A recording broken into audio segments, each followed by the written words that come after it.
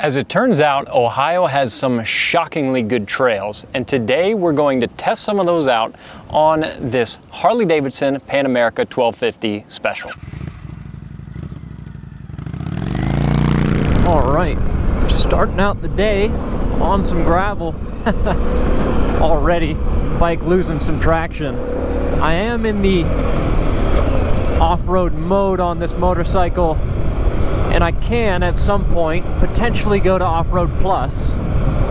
The main difference being that in Off-Road Plus there's not going to be as much going on as far as rider aids. And I kind of like the rider aids on this bike because it is 570 pounds and 150 peak horsepower.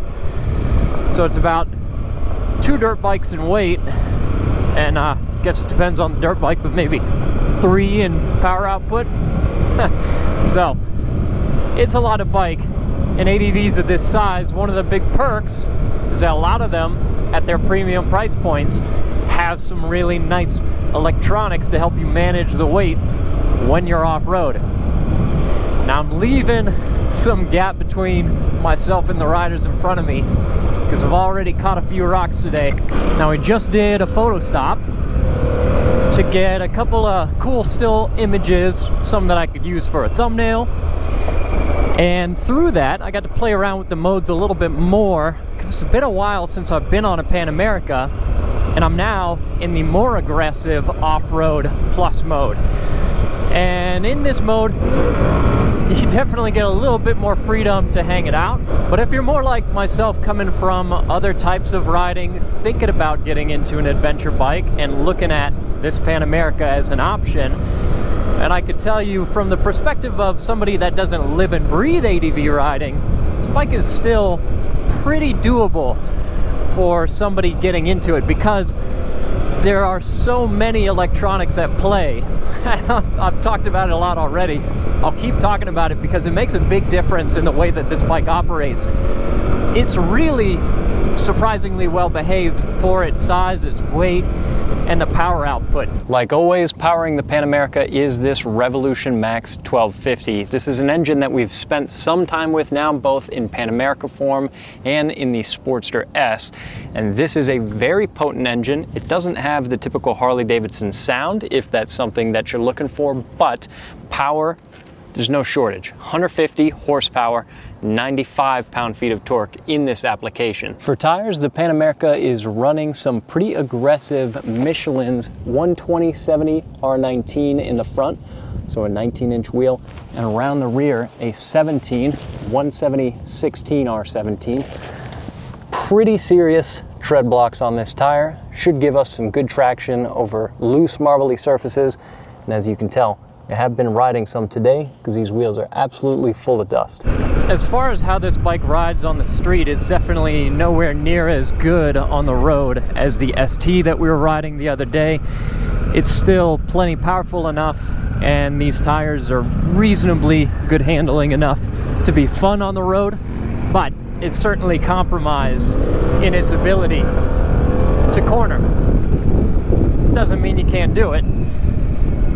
It's just that if you're planning to do mostly pavement, you're going to want an ST on 17-inch wheels.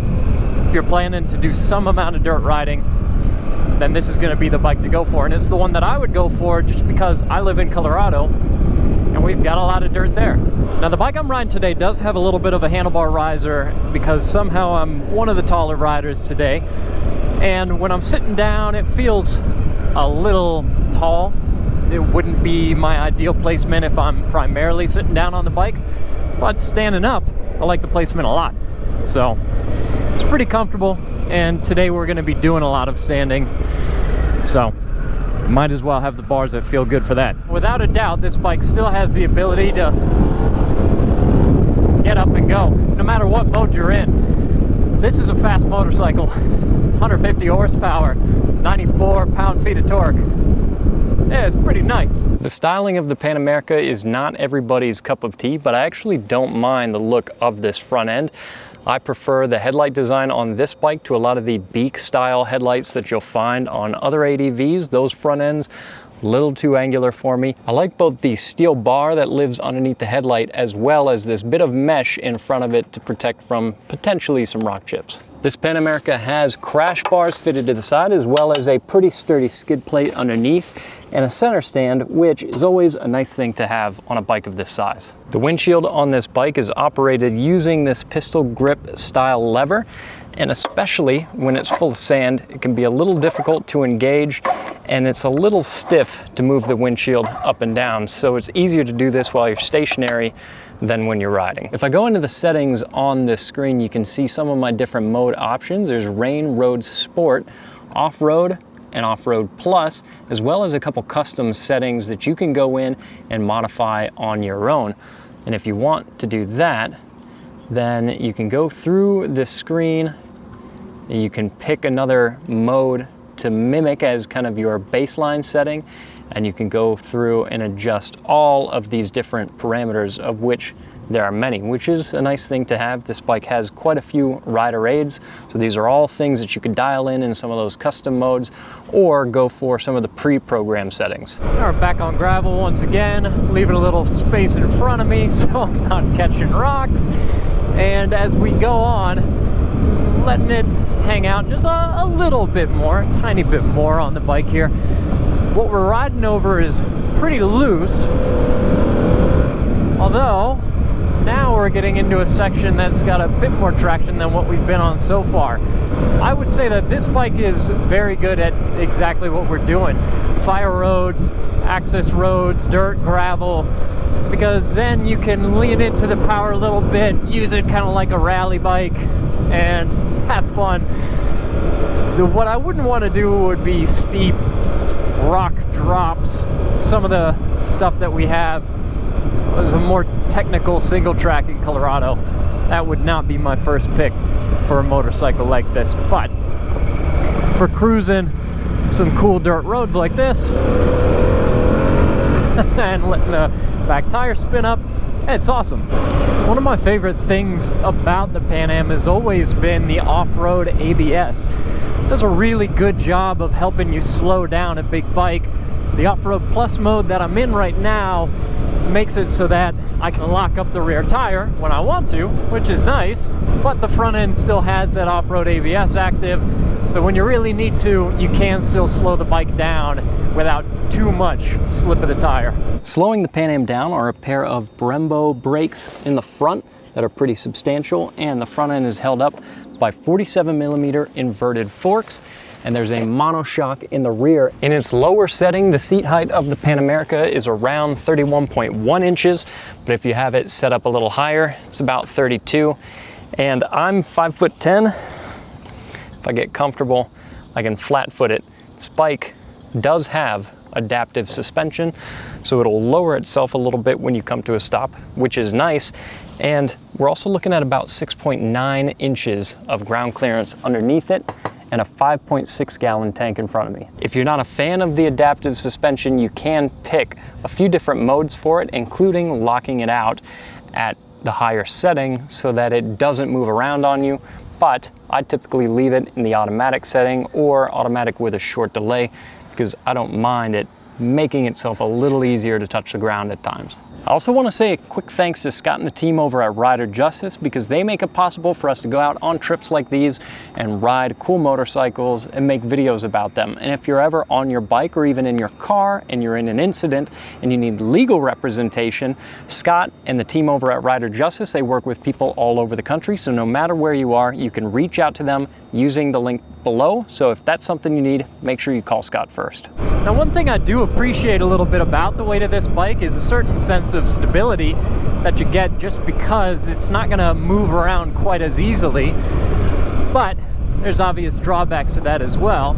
And the traction control system on this bike is really pretty smart because it does let you go into the throttle a little bit and lean it out a calculated amount without getting too far out of shape.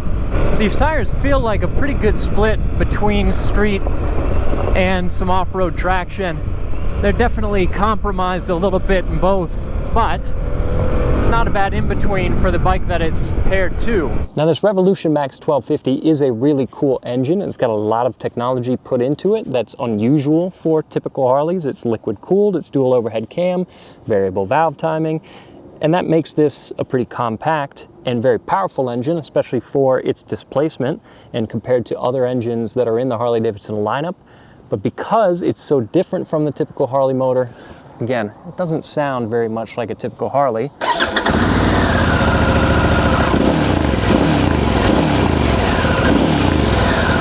I wouldn't say that it sounds bad by any stretch of the imagination. This is branded as a Screamin' Eagle titanium exhaust, and it's got a little bit of growl to it, but it's not what I typically expect from a Harley.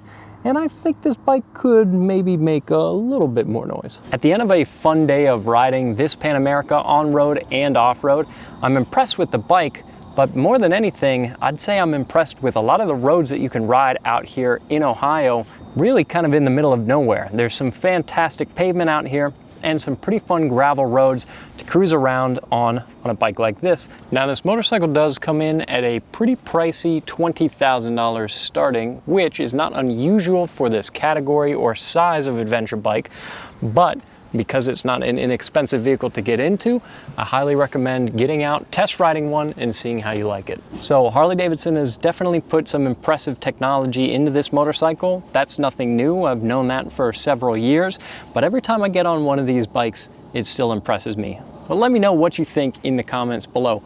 If you were shopping for a Pan America, would you want something like this? Or would you prefer it on some street tires like some of the STs that are right around the corner behind me? That's all for this video. Thanks everybody for watching, and we'll see you next time.